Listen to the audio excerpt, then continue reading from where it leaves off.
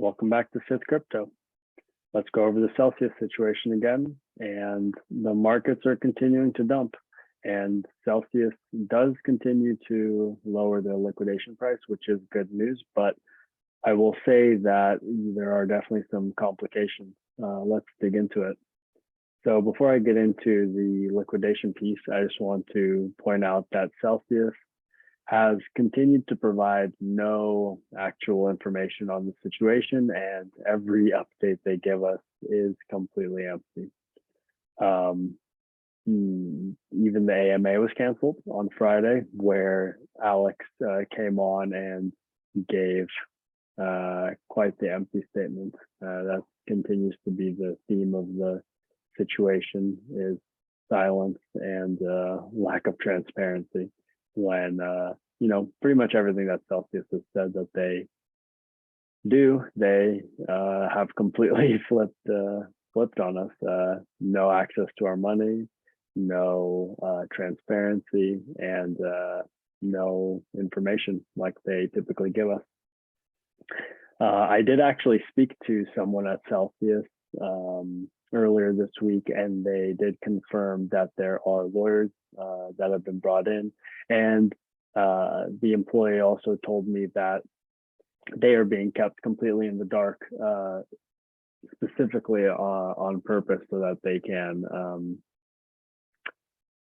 when speaking to investors and depositors, that they don't have any information to give because they're not being given any on purpose. Things are definitely being kept very silent internally at Celsius, but there has been some information that Plan C on Twitter posted. He or she, posted that more information about the coordinated attack I had mentioned. And I do feel comfortable, sharing it this time, as it's a little bit, the information is definitely a little bit more telling this time. So Swan Bitcoin, led by Corey Clipstein, he has been posting a lot of FUD on Twitter, and Mike Alfred as well started posting for everybody to get out of Celsius.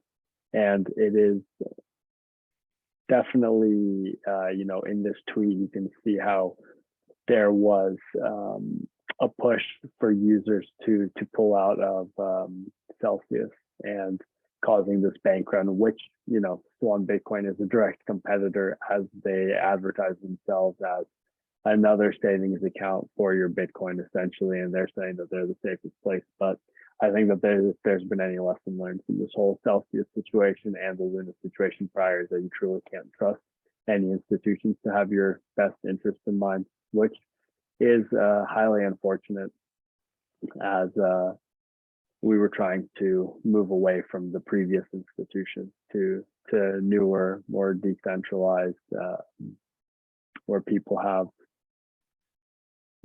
access to their money with and it's the same thing is happening again. So taking a look at the liquidation price of Celsius, they do continue to lower it. It has dropped to 13,600. However, they're still not able to acquire the capital to close this loan, which is highly concerning, and which is actually, ultimately the best situation, I think, for consumers would be for them to close this loan and to provide us with a means to continue withdrawing and to have access to our money again. If you take a look at Bitcoin and just Bitcoin and Ethereum, they are dropping significantly harder than a lot of altcoins, which is definitely unusual, as typically altcoins are going to, have increased drop or increased gain based on whatever Bitcoin is doing. And to see Bitcoin being so heavily influenced, you can tell that there are major players involved that are trying to get a lot of liquidations to bring the prices down lower. I am very afraid that whoever is involved here is trying to liquidate Celsius. And the problem is that this isn't even about hurting institutions at this point. Everybody whose money is on Celsius, they're the ones who are going to be hurt. Everybody whose money was on Luna and in Anchor, they were the ones who got hurt.